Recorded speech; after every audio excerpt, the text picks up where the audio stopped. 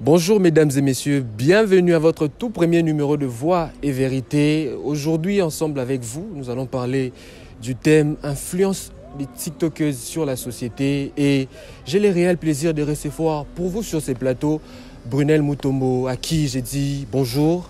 Bonjour. Bienvenue sur ces plateaux. Merci beaucoup. Brunel Mutombo qui est une TikTokeuse qui a une communauté de plus de 46 000 personnes sur TikTok. Elle est la plus vue, la plus recherchée, la plus connue. Et aujourd'hui, c'est vraiment un réel plaisir pour nous d'être là avec elle sur ces plateaux. Brunel, comment tu te sens de participer à ce tout premier numéro de Voix et Vérité? Pour une première fois, ça va. Très bon accueil, donc je dirais ça va. Tu apprécies les cadres? Ouais, en tout cas, ça va. Très bien. Voilà. Et comme je vous l'ai dit plus tôt, Brunel Mutombo est une influenceuse, une experte, si nous pouvons le dire, parce que là, elle cumule plus de 46 000 abonnés sur les réseaux TikTok, sans compter les abonnés Instagram. Elle a une certaine notoriété dans la société congolaise. Mais Brunel, ce que j'allais savoir est comment tu es arrivé jusqu'à ce stade. C'était quoi ton secret? C'était quoi ces petits ingrédients que tu as ajoutés à ta sauce pour atteindre cette notoriété sur TikTok? Alors, à la base, il n'y avait pas de vraie motivation. À la base, il n'y avait vraiment pas, en fait. Tout s'est passé très vite. Au départ, je faisais tout comme tout le monde. J'étais là, je faisais des vidéos, des trends et tout ça.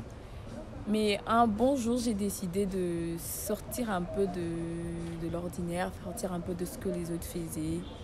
Et c'est ce qui a fait cette magie j'ai quitté de 10 000 abonnés à 46 000 aujourd'hui en moins de 2 mois, je peux dire.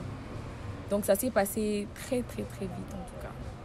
Voilà, tu m'as dit que tu es passé de 10 000 à 46 000 abonnés à moins de 2 mois. Exactement. Est-ce que tu peux me dire quelle stratégie tu as vraiment utilisée? Parce que les vidéos, ça ne se fait pas comme ça. Tu as sûrement dû trouver des thèmes. Comment tu fais pour trouver tes thèmes qui peuvent facilement captiver un public plus large? Comment tu les fais? Comment j'ai fait d'abord? Je vais commencer par comment j'ai fait. Comme j'ai dit tout à l'heure, je faisais avant comme tout le monde. Je faisais des trains, je reproduisais des sons et tout ça. Et un dimanche, il y a une chanson, il y a un style de musique communément appelé, non, que c'est réservé que pour les sitoches et tout ça. Et j'aime tellement la chanson qu'un jour, j'ai décidé de reproduire une vidéo avec le son. C'était un dimanche, je me rappelle. Et même ma soeur était en train de me distraire et tout ça. Je décide de poster la vidéo. En moins d'une heure, j'ai accumulé 100 000 vues, 200 000 et j'ai pas compris. C'était parmi toutes mes vidéos depuis. Ça fait maintenant 1 an que je suis sur TikTok. C'était la première fois pour moi que ma vidéo fasse autant de vues. Et c'est là que je me suis posée, je me suis dit, mais en vrai, derrière cette vidéo, il se cache quelque chose que je dois savoir. Et c'est par là que j'ai changé de contenu et j'ai commencé à proposer aux gens ce style de musique, ce style de danse et tout ça là. Vite de mes 10 000 abonnés à 46 000 en aussi peu de temps. Mais ces changements de contenu n'a pas attiré certaines réactions contre toi? Si, ça a attiré certaines réactions négatives, positives et tout ça. Mais après, j'ai su accumuler et jusque-là, j'arrive à gérer. C'est pas facile, hein, c'est vraiment pas facile. Les gens, ils sont là, mais pourquoi tu fais ça? Ça correspond pas à ta personne. Qu'est-ce qui se passe et tout ça là? Et en vrai, j'arrive pas à expliquer. Je me dis, c'est un voile, c'est un habit, c'est un personnage que j'incarne face à mon téléphone.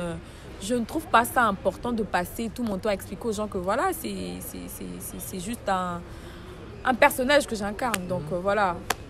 Ça attire l'attention. Donc, est-ce qu'on peut savoir quand tu mets cette voile en toi, donc tu portes réellement ces titres de sitoche nationale, tu ne trouves pas que ça te colle un peu? En tout cas, ça te colle un peu à la peau ou toujours? Tu ne penses pas que c'est une voile qui peut te fermer beaucoup de portes? Jusque-là, ça ne m'a causé aucun préjudice. Jusque-là, ça ne m'a pas causé du tort. c'est vrai que ça me colle dans le sens où quand les gens ils te voient en route, ah, Sitoche National. Et puis après, ils sont en mode, mais attends, ça colle pas, c'est deux personnes différentes. Et moi, je ne cesse de dire aux gens que tout ce que l'on voit face à nos écrans, rien n'est jamais vrai. On ne propose qu'aux gens que ce qu'ils doivent voir. Okay. Donc, je ne donne aux gens que ce que je veux qu'ils sachent sur moi. Ce que je fais après mes vidéos, personne ne sait. Ce que je vais faire après, ici, toi, tu ne sais pas. Mais quand je vais aller sur TikTok, je fais une chanson avec la vidéo et tout ça. Les gens se disent, ouais, c'est ça son quotidien, c'est ça sa vie, alors que ce n'est pas ça. Donc, ça ne me colle pas vraiment dans la vraie vie, si je peux dire. Ça ne reste que virtuel. En fait. Ça ne reste que virtuel. Mais, Brunel Mutombo, tu es TikTokeuse, comme on l'a dit au tout début. Tu as vraiment une très grande communauté. Tu as aujourd'hui, ces jours, 46 600 abonnés. C'est pas peu, comme tu l'as dit. Mais est-ce que tu penses que, comme TikTokeuse, comme influenceuse, si on peut le dire, tu as une certaine influence sur le jeune ou tu as une certaine influence sur la société? Penses-tu réellement que toi tel que tu es là, tu as une influence sur notre société? Ouais, on a... Pas que moi. Déjà, je vais dire ça pour ceux qui ont un compte beaucoup plus grand que le mien, ceux qui ont 100 000, 1 million d'abonnés. On joue beaucoup sur le mental de ceux qui nous suivent. Quand une personne vient sur les réseaux, décide par exemple de se faire un nom en dansant, bouger son postérieur et tout ça, si elle accumule des abonnés grâce à ça, c'est parce que il y a des gens qui la suivent et sont influencés par ce qu'elle fait. Et moi, je pense que même à 10 000 abonnés, on participe et on contribue à l'influence de ceux qui nous suivent, dans le bon comme dans le mal.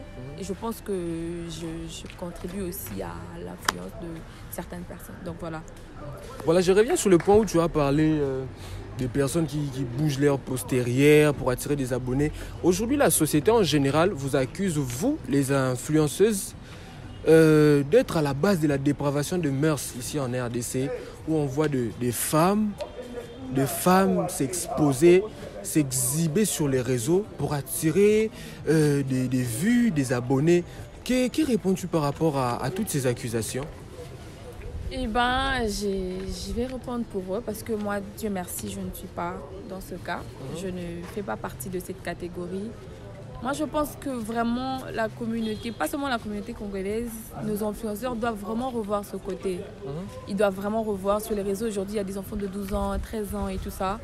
Et donc, quand tu postes un truc, tiens compte, dis-toi qu'il y a des parents, dis-toi qu'il y a des enfants, dis-toi qu'il y a des gens qui veulent apprendre de toi. Tu n'es pas forcé de venir bouger tes postérieurs pour accumuler des abonnés. Nous autres, on n'a pas fait ça, mais aujourd'hui, on est à 46 000 abonnés. Donc, si on te montre une foule de 46 000 personnes, tu vas quand même dire, voilà, c'est quand même pas peu pour avoir l'attention de toutes ces personnes. On suppose que tu fais quelque chose, mais que cette chose ne soit pas forcément nuisable voilà, aux bonnes mœurs et tout ça. Brunel Mutombo, par contre, elle ne bouge pas ses postérieurs sur les réseaux. Mais on la reconnaît par une autre tête, c'est la Sitoche Nationale. On te voit souvent danser les chansons qualifiées pour le Kuluna. C'est pourquoi on t'a donné ce titre de Sitoche Nationale. Mais dis-moi toi, ces titres de Sitoche Nationale, qu'est-ce que ces titres apportent de plus à la société? Quelle influence que tu apportes sur les jeunes filles? Parce qu'on voit Brunel, elle est Sitoche Nationale, mais voilà, Brunel Mutombo, on disait, qu'est-ce que tes contenus, qu'est-ce que tes vidéos apportent de plus à la société? Parce que là, comme tu le sais bien, on t'a collé une étiquette des Sitoche Nationale. Mais toi, tu dis en vrai que, bon, bien que c'est temporaire, ça ne me colle pas automatiquement, mais qu'est-ce que toi, tes contenus, tu penses que tes contenus apportent de plus à notre société? Alors, déjà, c'est une très belle dame, il faut le reconnaître. Et voilà, il y a une catégorie de personnes dont un style de musique n'est dédié qu'à eux. Je ne vais pas les mentionner ici, mais notamment, comme on dit, les Sitoches et tout ça.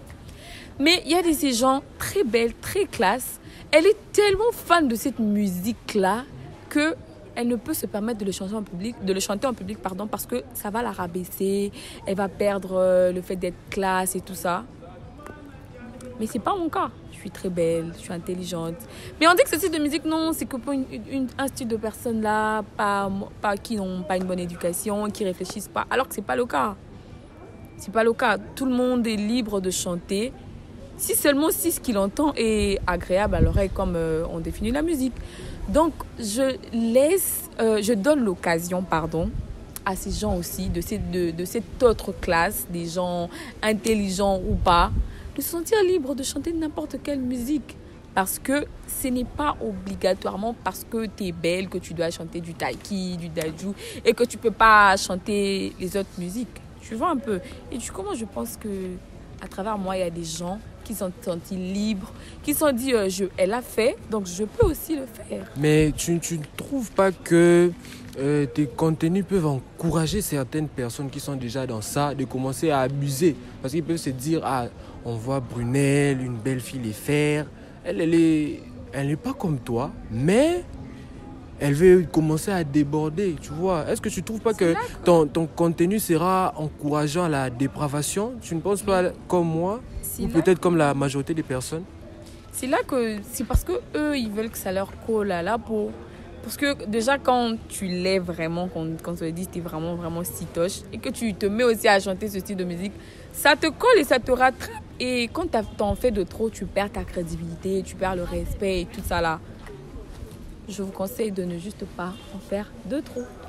Voilà, Brunel Mutombo, aujourd'hui tu es dans un certain thème où tu promouvois en quelque sorte les chansons décalées. Est-ce que, à part cette envie de tout... Je le disais, DJ Momboshi, c'est vraiment mon artiste. Je ne fais pas des vidéos vraiment que pour faire les vidéos pour accumuler des vues, mais c'est quelqu'un, j'aime vraiment sa voix et tout ça. Donc je pense que à travers mes vidéos, je promouvois la musique de ces artistes, ce genre de musique en tout cas. Et aujourd'hui, Brunel Mutombo, on l'a martelé plusieurs fois dans l'émission, tu es une influenceuse, tu es un miroir pour le jeune. Est-ce qu'aujourd'hui tu penses que les réseaux sociaux TikTok a une certaine influence sur la culture congolaise ou sur nos mœurs? Parce qu'on sait que nous sommes dans un pays où la coutume prône beaucoup. Mais est-ce que tu penses que le réseau social TikTok avec le temps pourra imposer ses influences sur notre société ou sur nos valeurs traditionnelles? Les réseaux sociaux en général a beaucoup d'influence sur le mental des jeunes. Aujourd'hui, moi je peux te dire que les réseaux sont beaucoup plus suivis que la télé. Alors moi je pense que on doit juste tenir compte de ce qu'on propose aux gens, tout en tenant compte de qui regarde, qu'est-ce que ça peut faire dans sa vie, combien il peut y gagner. Vous voyez, donc je pense que surtout TikTok joue beaucoup sur l'éducation, le mental et les bonnes mœurs des jeunes. Et ça, c'est maintenant un travail à nous qui sont sur le réseau de bien faire les choses, afin que ceux qui nous suivent tirent bon exemple de nous. Mais est-ce que tu penses vraiment que d'ici 10 ans, d'ici 15 ans, on pourra voir l'éducation de nos sœurs, de nos frères changer totalement parce que TikTok est arrivé, parce que TikTok a imposé ses valeurs venues de l'Occident? Est-ce que tu vois les choses comme ça, comme certaines personnes? Je vois les choses changer, mais tout repose sur notre communauté. Si on se décide de bien utiliser TikTok, si on se décide de proposer des choses qui peuvent contribuer à la bonne conduite et tout ça. Moi, je pense que TikTok aussi peut s'imposer et faire changer le mental de certaines personnes. Moi, je me dis c'est seulement le mauvais usage, Si on a bon usage dessus. Je pense qu'il peut bien prendre le dessus sur nous. Ah ouais, ça c'est vrai. Mais on va encore revenir sur toi. On va revenir sur toi. Mais comment tu fais l'équilibre entre la création de tes contenus à caractère sitoche et la vraie personnalité des Brunel? Comment tu arrives à jongler entre ces deux personnalités, être à un moment sitoche et être à un moment fidèle à tes propres valeurs? Comment tu les fais? C'est très simple. Je prends mon téléphone, je pose. Une fois que j'éteins ma connexion ou que je sors de TikTok, je reviens à la réalité. Tu vois, donc ce balance ne me complique absolument pas. Je deviens sitoche nationale que quand j'allume mon portable et que je décide de faire une vidéo. C'est là que j'incarne ce personnage. Une fois que j'éteins mon téléphone, j'ai de la vaisselle à faire, j'ai de la lessive à faire, j'ai des cours à réviser, j'ai tout ça là, j'ai des petits frères à peut-être prendre soin. Donc, ce balance ne me complique pas du tout. Mais est-ce que Brunel ne pense pas que... Tu l'as dit, mais est-ce que tu ne penses pas que ces noms, ce titre, cette casquette de Citoche national, aux yeux de certaines personnes, reste vraiment une casquette où tu vis avec chaque jour, à tout moment? Parce qu'il y a de ces gens où tu ne le sais peut-être pas. Quand ils te voient, ils se disent vraiment, ah bon, c'est seulement elle. Ils te voient toujours comme ça. Est-ce que ça ne te dérange jamais? Moi, c'est pas de leur faute. Je leur dirais juste, prenez une occasion de me rencontrer en vrai. C'est là que vous allez changer votre œil. Cet œil-là dont vous me voyez sur les réseaux, c'est là que vous allez changer. Mais tant que certains ne m'ont pas rencontré, tant que vous me connaissez qu'à travers vos portables, vous allez toujours me voir avec cet œil-là. Et moi, je ne le refuse pas. Ce titre, c'est eux-mêmes les abonnés qui me l'ont attribué. Enfin, pas eux-mêmes. En vrai, ça sort d'une personne. Une personne, quand je dis assez éduquée, assez instruite, une fois j'ai voulu abandonner, je me suis tellement les gens critiquaient, tellement les gens parlaient, tellement il y avait des mauvais commentaires. Un jour je me suis dit c'est bon, j'arrête, je fais plus des TikTok. Il m'a dit tu comprends pas, c'est là que les choses commencent. Tu vas pas abandonner parce que les gens ils disent ouais pourquoi tu fais ça colle pas à ton visage. Il m'a dit à partir d'aujourd'hui tu es Citoche national et moi je serai ton manager. Je préfère taire le nom. Et il m'a dit, à partir d'aujourd'hui, je te colle ce nom et tu vas continuer à faire des vidéos. Regarde-moi, j'étais connue à travers TikTok, j'étais connue à travers les réseaux. C'est à travers ça. J'ai cherché à savoir c'était qui cette personne qui se cachait derrière ce personnage. J'ai compris que c'est deux personnes différentes. Donc, voilà un peu.